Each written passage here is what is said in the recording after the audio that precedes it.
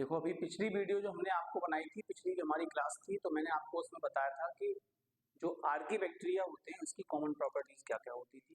तो Archie bacteria को हमने वहाँ पे 3 कैटेगरी में बांटा हुआ था जो आपने देखा। तो अब हमारा जो नेक्स्ट सेक्शन निकल के आता है मोनेरन्स का, तो वो नेक्स्ट सेक्शन क्या होता है, जिसका हमने नाम रखा था यू बैक्टीरिया। इसको हम लोग क्या कहते हैं, यू बैक्टीरिया कहते हैं। अब जो यू बैक्टीरिया होते हैं इसको ट्रू बैक्टीरिया भी कहा जाता है, क्योंकि मैंने आपको पहले बताया था इन्हें ट्रू बैक्टीरिया इसलिए कहते हैं क्योंकि आर्की बैक्टीरिया के अंदर जब इवोल्यूशन हुआ तब ट्रू बैक्टीरिया का फॉर्मेशन हुआ था। क्लियर। अब देखिए, जो ट्रू बैक्टीरिया होते हैं इनको वास्तविक बैक्टीरिया कहा जाता है। ट्रू का मतलब होता है वास्तविक। तो यहाँ पे हमने इसको 4 अलग अलग कैटेगरी में बांटा हुआ है। वो 4 कैटेगरी कौन कौन सी होती है, तो इसमें सबसे पहले आते हैं आपके साइनोबैक्टीरिया। साइनोबैक्टीरिया जिनको ब्लू ग्रीन एल्गी भी कहा जाता है, ब्लू ग्रीन एल्गी। देखिए, जो ब्लू ग्रीन एल्गी है ये आप सब लोगों ने देखे होंगे। मैं अभी आपकी इसकी डिटेल बताऊंगा तो आपको पता चल जाएगा आपने देखा है या नहीं देखा। तो साइनोबैक्टीरिया। दूसरा जो यहाँ पे आते हैं वो है chemo autotrophic bacteria. Chemo autotrophic bacteria. अब देखिए, जैसा नाम से पता चल रहा है, कीमो मतलब केमिकल, ऑटोट्रॉफिक का मतलब होता है जो केमिकल से अपना खाना लेते हैं। यानी जो मिट्टी के अंदर बहुत सारे जो केमिकल पाए जाते हैं, जैसे आयरन हो गया, सल्फर हो गया, तो ऐसी चीजों को जो डिसइंटीग्रेट कर देते हैं, जो ब्रेक डाउन कर देते हैं और उससे अपनी मेटाबॉलिक रिएक्शन को परफॉर्म करके एनर्जी को गेन करते हैं, उनको कीमो ऑटोट्रॉफिक बैक्टीरिया कहा जाता है। अब जो नेक्स्ट आता है वो है हेटरोट्रॉफिक बैक्टीरिया। ये हेटरोट्रॉफिक बैक्टीरिया जो होते हैं ये नेचर में सबसे ज्यादा मात्रा में पाए जाने वाले बैक्टीरिया होते हैं। ये चीज आप ध्यान रखिएगा, मैं भी इसी के बारे में बताऊंगा कि इनकी प्रॉपर्टीज में क्या क्या रहता है। और लास्ट जो हमारे पास आता है दैट इज माइकोप्लाज्मा। तो माइकोप्लाज्मा को भी किसमें रखा गया है, किंगडम मोनेटा। ओके, तो अब हम इनकी एक एक करके प्रॉपर्टीज पढ़ेंगे। तो हम लोग सबसे पहले पॉइंट लेंगे साइनोबैक्टीरिया, साइनोबैक्टीरिया। अब देखिए, साइनोबैक्टीरिया जो होते हैं ये क्या होते हैं, जैसे आप लोग कभी आप लोगों के घरों के आसपास देखा होगा, आपके घर की जो दीवारें होती हैं उसके बराबर से नाली निकल के जा रही होती है, तो आपने देखा होगा वहां पे जो थोड़ा नमी रहती है, तो उस नमी के ऊपर आप अपनी देसी भाषा में जैसे गांव की उसमें बताएं तो उसको हम लोग बोलते हैं काई लग जाना। और वो काफी फिसलन वाली होती है, मतलब उसमें हम लोग फिसल जाते हैं, इस तरह की होती है। तो वो जो हरी हरी आपको नजर आएगी वो कॉलोनी किसकी होती है, वो साइनोबैक्टीरिया की कॉलोनी होती है। क्लियर। तो सबसे पहले आप इसकी प्रॉपर्टी पढ़ेंगे, इसकी कुछ प्रॉपर्टीज जो होंगी वो मोनेरन्स में बता चुका हूँ, लेकिन फिर भी यहाँ पे कुछ स्पेसिफिक प्रॉपर्टीज है, वो चीज आप लोग देखिए। तो सबसे पहले हम लोग देखेंगे कि ये यूनिसेलुलर होते हैं, यानी इनकी बॉडी एक कोशिका से बनी होती है। दूसरा, कॉलोनियल होते हैं, ये कॉलोनी बना के रहते हैं, मतलब ग्रुप में रहते हैं। तीसरा, फिलामेंटस होते हैं, इनकी बॉडी जो होती है वो फिलामेंटस होती है, मतलब एक धागे जैसी आपको नजर आएगी। चौथा है नेक्स्ट है फाउंड इन फ्रेश वाटर। मैंने बताया था नदी नालों का पानी फ्रेश वाटर बोला जाता है। मरीन वाटर यानी समुद्र के पानी में भी कुछ जगहों पे ये मिल जाती है, क्योंकि पृथ्वी पर ऑक्सीजन का सबसे बड़ा स्रोत ही हमारा क्या है, आर्की बैक्टीरिया या साइनोबैक्टीरिया या ब्लू ग्रीन एल्गी। ये मरीन वाटर एंड ये टेरेस्ट्रियल भी पाए जाते हैं, टेरेस्ट्रियल हैबिटेट। तो ये टेरेस्ट्रियल मतलब नमी और मॉइस्ट एंड सैडी प्लेसेस पे भी ये आपको देखने को मिल जाएंगे। प्लस अगर ये पानी के अंदर है तो ये कॉलोनियल फॉर्म में होंगे। जब ये कॉलोनियल होंगे तो वो यहाँ हम लिखेंगे, जो इनकी नेक्स्ट प्रॉपर्टी आती है, the colony of cyanobacteria is surrounded by a gelatinous sheath, gelatinous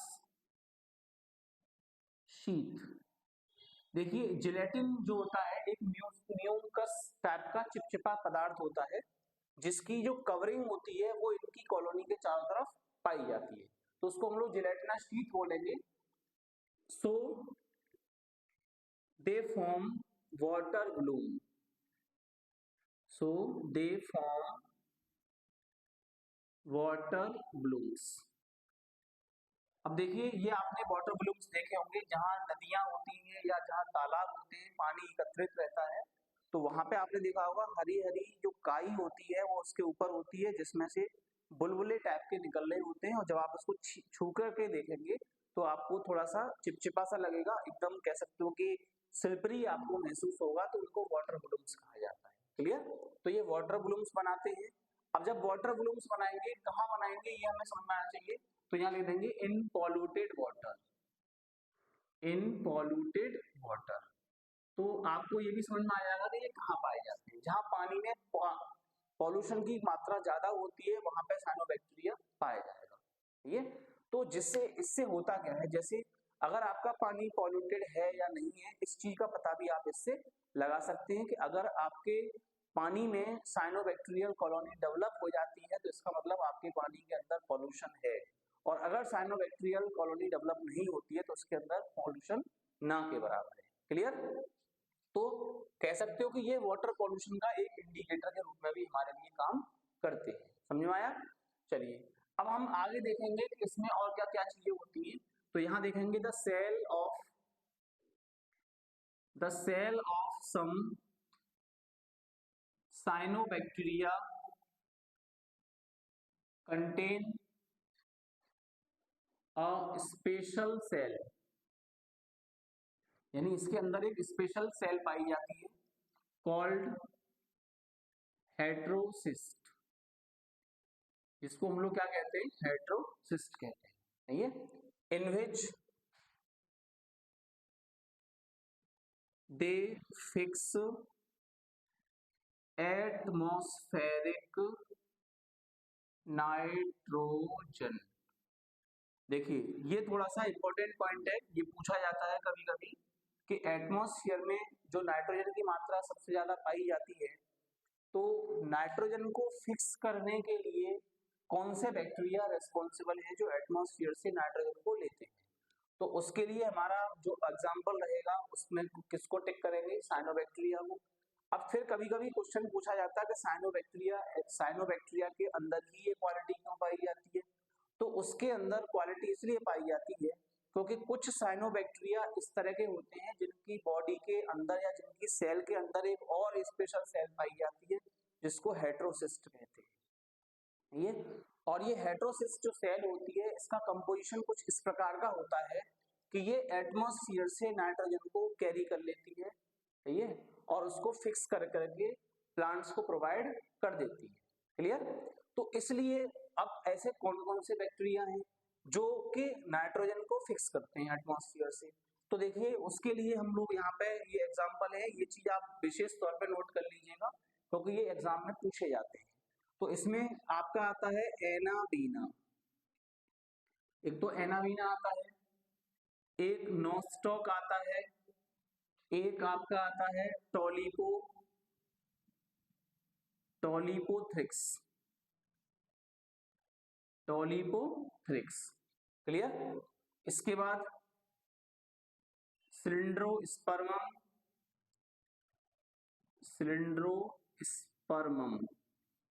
ये बैक्टीरियाओं के नाम मैं आपको बता रहा हूँ, ये आप नोट करके चलिएगा, माइंड में भी ध्यान रहना चाहिए क्योंकि इन्हीं में से क्वेश्चन पूछे जाते हैं आपसे।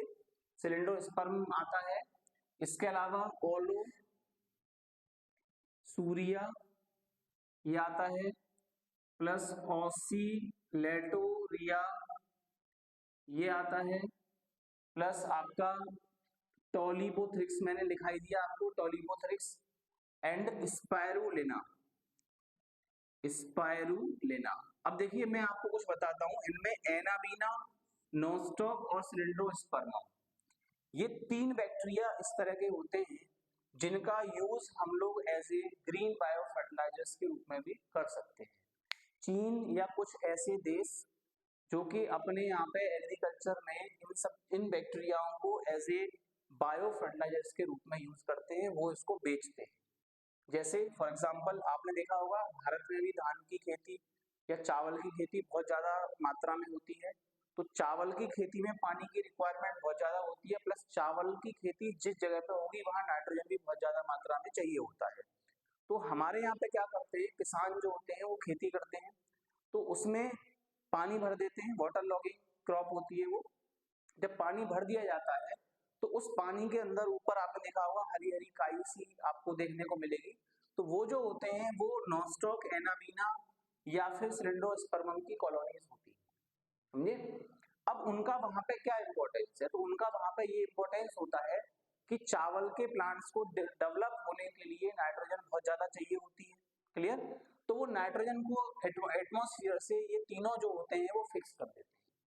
अब देखिए जो स्पाइरुलिना है, स्पाइरुलिना जो है ये एक बहुत अच्छा कह सकते हो कि सिंगल सेल प्रोटीन होती है, इसको हम लोग क्या कह सकते हैं, single cell proteinaceous food, proteinaceous food जी। इसको as a single cell proteinaceous food के रूप में भी यूज किया जाता है, और आजकल इंडिया में इसकी बहुत ज्यादा सप्लाई हो रही है, लोग इसकी खेती भी कर रहे हैं, और ये बॉडी के लिए एक एज ए एंटीऑक्सीडेंट काम करता है। जैसे अगर किसी पेशेंट को कैंसर है या डायबिटीज से पीड़ित है, तो वो अगर वो व्यक्ति अगर इस तरह के फूड को लेता है एज ए सप्लीमेंट के रूप में, तो उससे उसकी बॉडी को बहुत ज्यादा फायदा होता है, सही है। तो स्पाइरुलिना जो है ये भी हमारा नाइट्रोजन फिक्सिंग बैक्टीरिया में आ जाता है, प्लस ये सिंगल सेल बैक्टीरिया होता है, सॉरी हाँ सिंगल सेल साइनोबैक्टीरिया है या ब्लू ग्रीन एल्गी है, जिसका यूज हम लोग एज ए फूड के रूप में आजकल बहुत ज्यादा मात्रा में कर रहे हैं, क्लियर। अब देखिए इसके अलावा और क्या क्या होता है, मैं आपको बता दूं, they show vegetative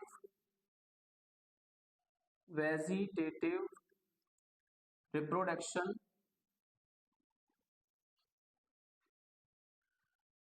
that take place by hormogonia and akinetes. यानी इनमें जो वेजिटेटिव रिप्रोडक्शन होता है वो हॉर्मोगोनिया और अकाइनिड्स द्वारा होता है। एंड आगे देखिए, they also used as bio fertilizers in rice crop field and other agricultural crop fields.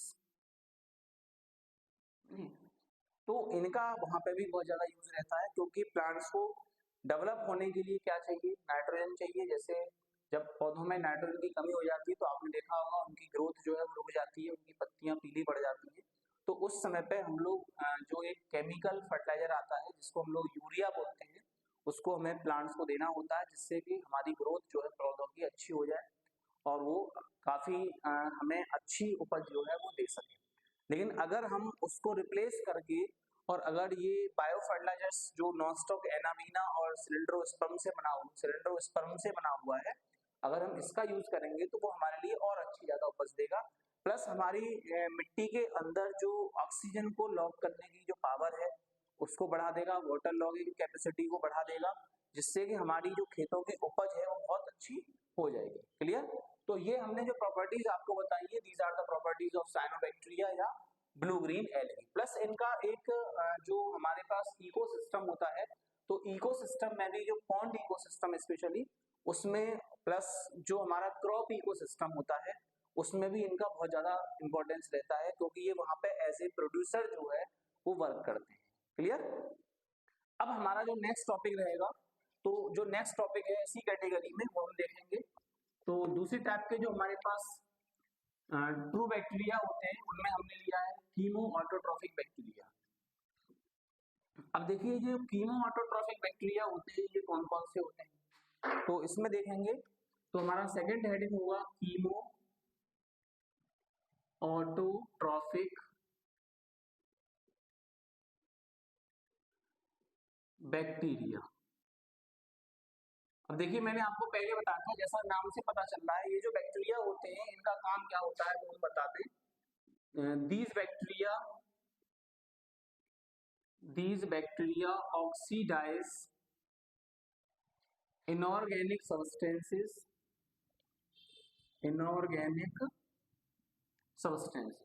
ये इनऑर्गेनिक सब्सटेंसेस जो होते हैं like nitrate, nitrites and ammonia, ये इनको ऑक्सीडाइज करते हैं, क्योंकि मैंने आपको बताया नाइट्रेट, नाइट्राइट और अमोनिया ये तीनों जो होते हैं, तीनों में ही नाइट्रोजन पाया जाता है जी। तो तीनों में नाइट्रोजन है, तो ये इनको क्या कर रहे हैं, ऑक्सीडाइज कर रहे हैं। जब हम लोग नाइट्रोजन साइकिल पढ़ेंगे आगे चल के, तो हम बताएंगे कि ऐसे कौन कौन से बैक्टीरिया होते हैं जो नाइट्रेट का ऑक्सीडाइज करते हैं, ऐसे कौन कौन से बैक्टीरिया होते हैं जो नाइट्राइट को ऑक्सीडाइज करते हैं, ऐसे कौन से होते हैं जो अमोनिया को ऑक्सीडाइज करते हैं। क्लियर? तो इसके अलावा and they use these substances to perform its metabolic activity and to produce ATP, क्योंकि इनको भी एनर्जी चाहिए होती है जिंदा रहने के लिए, तो ये एनर्जी को प्रोड्यूस करने के लिए किसका यूज करते हैं, नाइट्रेट का, नाइट्राइट का और अमोनिया का। And they also take part in recycling of some chemical compounds या chemical elements like iron यानी Fe, nitrogen, phosphorus and sulphur. Clear? तो मैंने अभी आपको बताया जैसे आयरन है, नाइट्रोजन है, फॉस्फोरस है, सल्फर है, तो ये इनको भी रिसाइकल कर देते हैं। तो देखिए आपको समझ में आ रहा होगा कि जो इनऑर्गेनिक चीजें हैं ये केवल उन्हीं का यूज कर रहे हैं, इसलिए हमने इनका नाम रखा कीमो ऑटोट्रॉफिक बैक्टीरिया। क्लियर? चलिए अब हमारा जो नेक्स्ट पॉइंट आता है वो नेक्स्ट पॉइंट क्या है, हेटरोट्रॉफिक बैक्टीरिया। तो अब हम पढ़ेंगे हेटरोट्रॉफिक बैक्टीरिया जो होता है ये क्या होता है, इसकी क्या क्या प्रॉपर्टीज होती है। तो देखिए नेक्स्ट है, थर्ड पॉइंट है हमारा हेटरोट्रॉफिक बैक्टीरिया। अब देखिए जैसा कि नाम से पता चल रहा है, हेटरोट्रॉफिक का मतलब है कि जो अपना खाना किसी दूसरे से लेता है। तो मैं आपको सबसे पहले एक चीज बता दूं, यहाँ पे ये सबसे ज्यादा मात्रा में पाए जाने वाले बैक्टीरिया होते हैं, यानी हम इसको लिख सकते हो एबंडेंट इन नेचर, यानी प्रकृति में सबसे ज्यादा मात्रा में जो पाए जाने वाला बैक्टीरिया होता है वो कैसा होता है, हेटरोट्रॉफिक बैक्टीरिया होते हैं। प्लस इसके अलावा इनमें क्या क्या प्रॉपर्टीज होती है, ये पैथोजेनिक भी होते हैं, मतलब बीमारी पैदा करने वाले भी होते हैं, ये पैरासाइटिक भी होते हैं, समझे, ये यूजफुल भी होते हैं।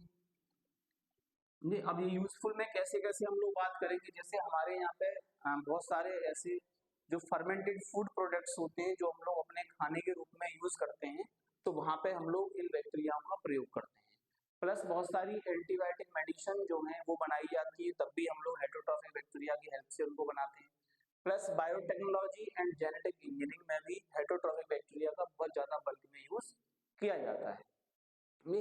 दुनिया की कोई ऐसा फील्ड नहीं है जहाँ पे हेटरोट्रॉफिक बैक्टीरिया का प्रयोग ना किया जा रहा हो, इसलिए मैंने आपको सबसे पहले लिख रखा है एबंडेंट इन नेचर, यानी प्रकृति में सबसे ज्यादा कह सकते हो कि लार्ज स्केल पे जो पाए जाने वाले बैक्टीरिया होते हैं उनको हेटरोट्रॉफिक बैक्टीरिया कहा जाता है, जो कि यू बैक्टीरिया की एक कैटेगरी है।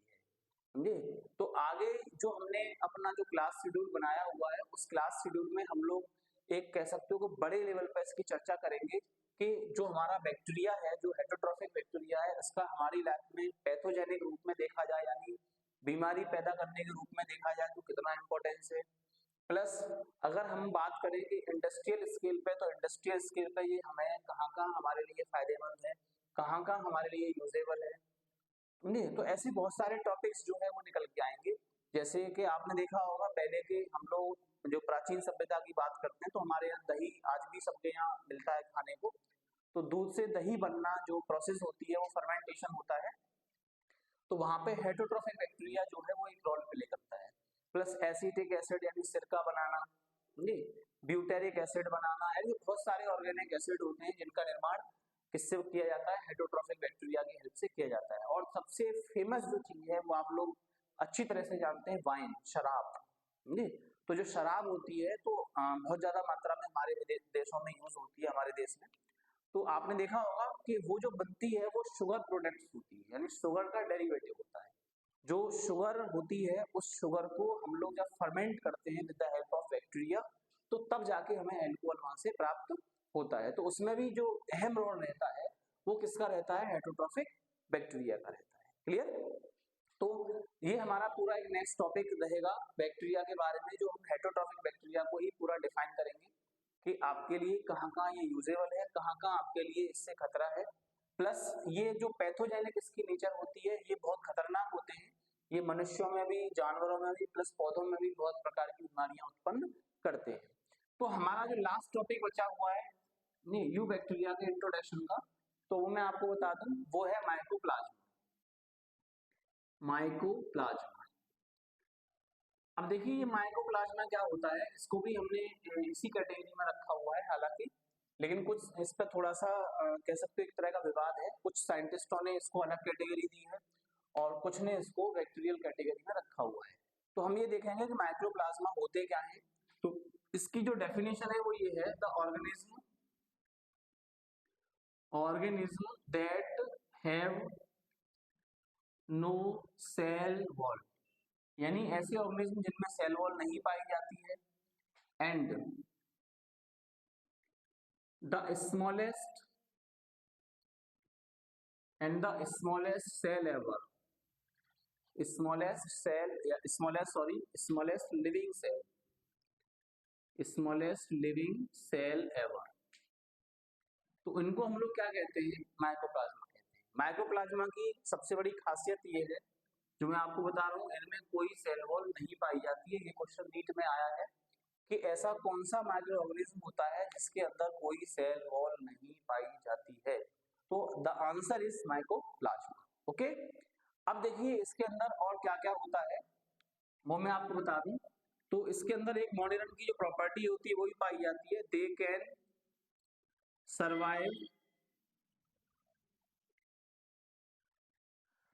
सर्वाइव इन एवरीवेयर, ये हर जगह सर्वाइव कर सकते हैं, यानी कैसी भी कंडीशन में ये सर्वाइव कर सकते हैं। Plus and many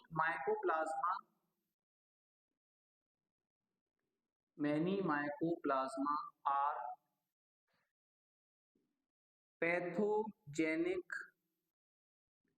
in nature. Pathogenic का मतलब है कि ये बहुत सारी बीमारियां उत्पन्न करते हैं इन एनिमल्स यानी जानवरों में, एंड प्लांट्स और पौधों में। देखिए एक सबसे बड़ा जो एग्जाम्पल है वो है PPLO, इसको बोलते हैं प्लूरो निमोनिया लाइक ऑर्गेनिज्म। ये ध्यान रखिएगा, PPLO यानी प्लूरो निमोनिया लाइक ऑर्गेनिज्म। ये सबसे स्मॉलेस्ट पैथोजेनिक होता है, ये क्वेश्चन कई बार पूछा गया है। सबसे स्मॉलेस्ट पैथोजन जो होता है वो PPLO होता है, जो किस कैटेगरी में आता है, माइकोप्लाज्मा कैटेगरी में आता है। और ये हमारे लंग्स के अंदर जो एक निमोनिया जो डिसीज होती है उसको ये जनरेट करता है, प्लस अनक्योरेबल कंडीशन में। अनक्योरेबल का मतलब है कि इसको क्योर करना जो है बहुत ज्यादा टफ होता है, और इस जब इन्फेक्शन अगर PPLO से हो जाता है तो 100% तो मान के चलिए कि पेशेंट की डेथ होनी। क्लियर? तो ये सारी चीजें मैंने अभी आपको यू बैक्टीरिया के बारे में बताई कि यू बैक्टीरिया की 4 कैटेगरी है, उनके करेक्टर्स मैंने अभी आपको बताए। तो इन चीजों को आप नोट करिएगा। अब हमारा जो नेक्स्ट टॉपिक रहेगा पढ़ाने का, जो हम कल आपको पढ़ाएंगे, तो वो रहेगा हमारा बैक्टीरियल सेल की स्टडी, ताकि हमें ये समझ में आ जाए कि जो बैक्टीरियल सेल होती है वो कितने प्रकार की होती है। तो हम बैक्टीरिया को वहां पर क्लासीफाई करेंगे on the basis of its shape के हिसाब से, समझे, एंड उसके ऊपर जो फ्लैजेला पाए जाते हैं उस फ्लैजेला के हिसाब से। क्लियर? चलिए ओके।